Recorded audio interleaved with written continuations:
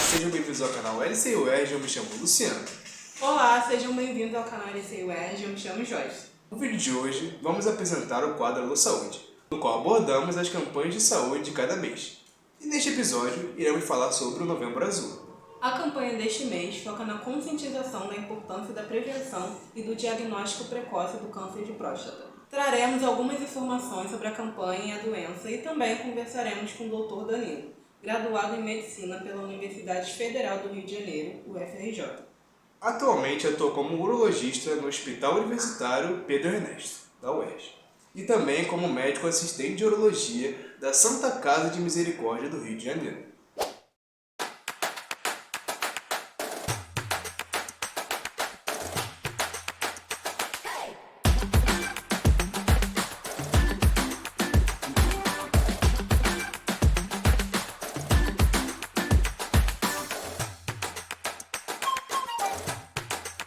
Em 2003, na Austrália, foi criada a campanha Novembro Azul. Seu principal objetivo é colocar em pauta a necessidade de se prevenir contra o câncer de próstata. No Brasil, o Instituto Lado a Lado pela Vida iniciou a campanha Novembro Azul no ano de 2011. No contexto das celebrações relacionadas ao tema, o Instituto Nacional do Câncer, o INCA, foi responsável por divulgar informações sobre a doença, que é o segundo tipo de câncer mais comum entre os homens. Segundo o INCA, estima-se que entre 2023 e 2025 haverá 71.730 novos casos de câncer de próstata entre os brasileiros. A doença corresponde a 15% de todos os tumores que atingem a população masculina.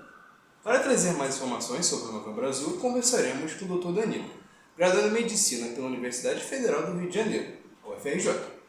Atualmente atua como urologista do Hospital Universitário Pedro Ernesto, da UERJ. Também faz parte da equipe de transplante renal do Hospital Universitário Pedro Ernesto e do Hospital da Criança do Rio de Janeiro. Olá, Oi, me tudo bem? parece. Tudo bom? A gente queria agradecer por você ter aceitado participar, tirar um tempinho para participar do nosso quadro, tá bom? Claro, sem E a gente, problemas.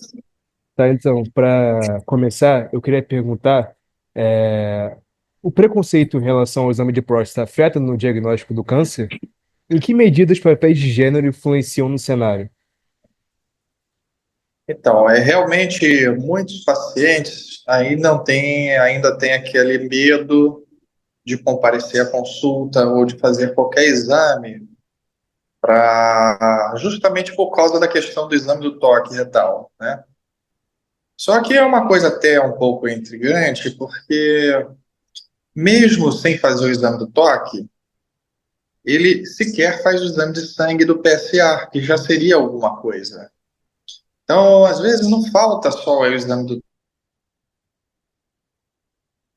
cara, não vai num clínico geral que pede pelo menos o PSA para acompanhar, entendeu? Mas só que além da coisa toda do exame do toque retal, do cara ir lá, vai fazer o exame, e aí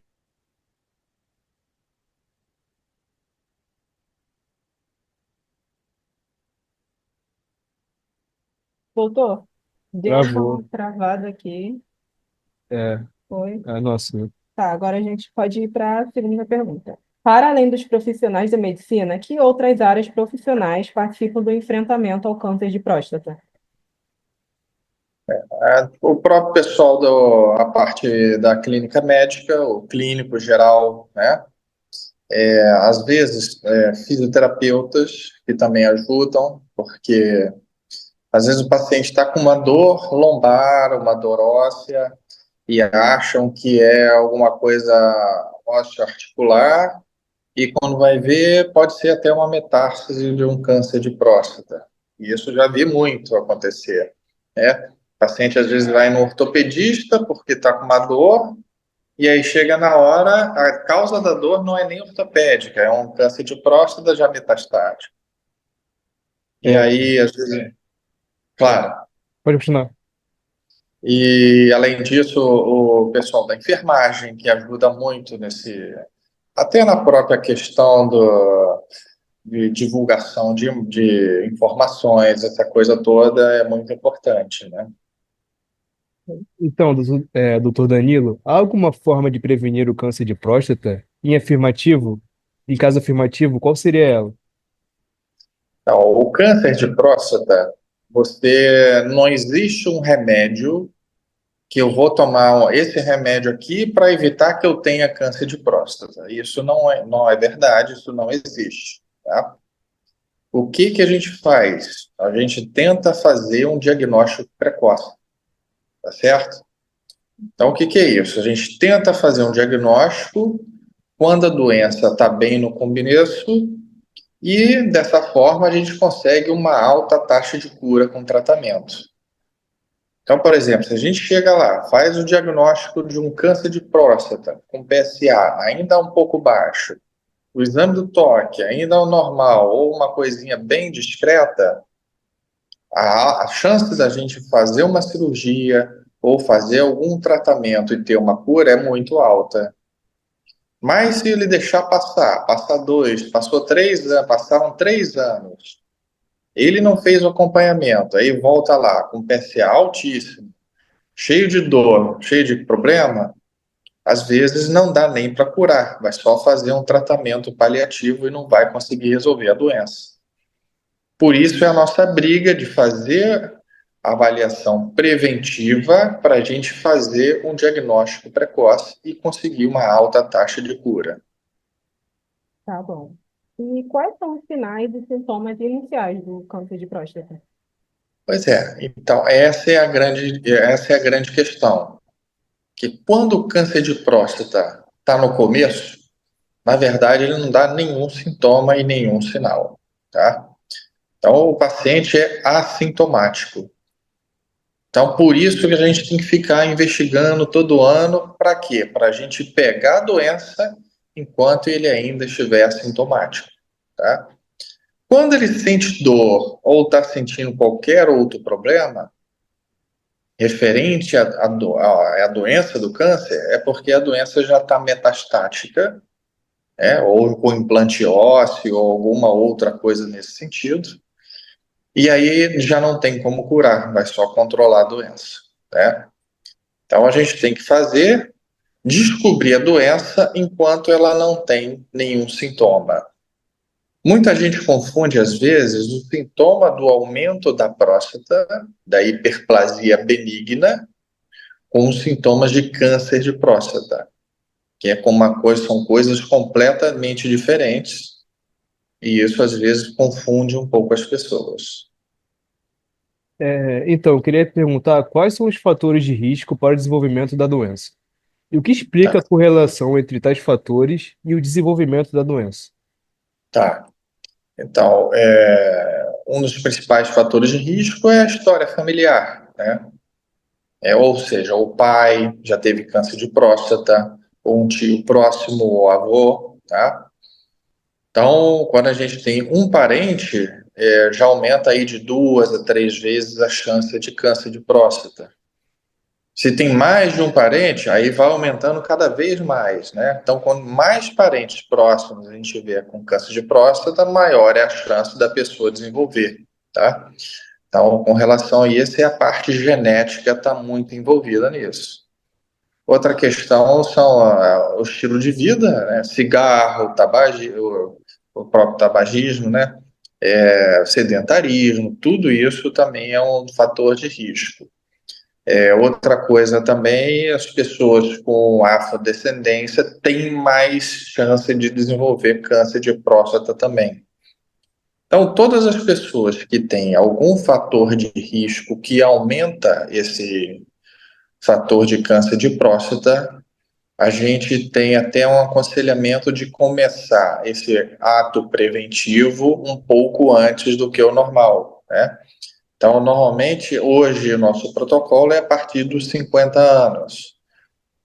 E se a pessoa tem algum fator de risco, a gente abrevia isso para os 45 anos. E tem probabilidade de ser menos de que 45 anos? Até existe, mas a chance é muito baixa, né? A gente sabe que é uma doença altamente relacionada à idade. Então, quanto mais idoso, muito maior a chance de desenvolver o câncer. Quanto mais jovem, é muito raro você ter alguém com menos de 40 anos desenvolver um câncer de próstata. Sim. E quais são os tratamentos mais eficazes e como é decidido o mais adequado para cada paciente? Tá.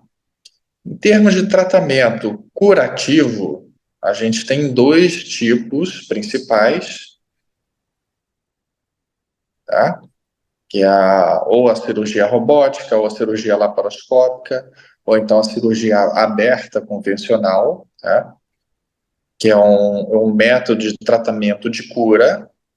E outra metodologia também principal é a radioterapia pélvica da próstata. Você faz a radioterapia da próstata e com o intuito de fazer a cura também, tá? Existem alguns novos tratamentos que tentam fazer um tratamento focal, que, por exemplo, ele tem uma doença da próstata só do lado direito. Aí você tenta fazer uma ablação, um tratamento local ali onde apareceu o tumor da próstata lá daquele lado da doença, tá? Então, esses são os principais tratamentos que a gente faz o tratamento para curar a doença, tá? Quando a doença já está avançada ou já com metástase, o tratamento curativo já não é tão eficiente. E aí, nesses casos, a gente tem que fazer um bloqueio hormonal, que é o bloqueio do hormônio masculino que alimenta o câncer de próstata, ou até mesmo precisa fazer uma quimioterapia específica para isso, tá? Ou seja, então, quando a doença já não está localizada, já está avançada ou metastática, não adianta operar porque não vai resolver, né? Então aí vai ter que fazer um tratamento mais quimioterapia, essas coisas nesse sentido. E como última pergunta, eu queria perguntar, em relação à importância da conscientização das pessoas sobre a campanha do Novembro Azul, você poderia deixar uma mensagem? Sim, então, é muito importante realmente a gente manter todo ano essa campanha, porque ajuda muito até a gente a convencer o paciente de fazer a prevenção, né? Porque não só o paciente, às vezes a esposa, às vezes os filhos, né? Quando veem tudo isso, ajudam muito a incentivar o homem, né? Ou até o homem mais velho, a fazer esse acompanhamento. Então, por exemplo, se o homem vai a uma consulta com o clínico que ele orienta a fazer, às vezes ele não vai, mas aí como dá na televisão, dá na rádio, dá em tudo quanto é lugar, falando, ó, faça o seu preventivo, ó, Novembro Azul, não sei o quê. Então, todos os familiares se envolvem nesse projeto, se envolvem nessa área preventiva do câncer, né? E isso ajuda muito a gente a convencer o paciente a fazer esse acompanhamento. Sim, é super importante estar em todos os veículos, muito especial. Exatamente. É isso. E a gente queria agradecer novamente por você ter aceitado participar. E a gente pode Ah, tá ótimo. depois, quando tiver tudo pronto, para você conferir, tá bom? Tá bom. Bom, espero que tenha sido ao agrado de vocês aí, que tem mais ou menos o objetivo era esse mesmo, né? Tá bom. Obrigada, tá? Boa Obrigado. tarde. Nada. Boa tarde. Então, galera, esse foi o vídeo de hoje. Se você gostou, já deixa o like e se inscreva no canal. Até o próximo vídeo. Tchau, Tchau, tchau. tchau.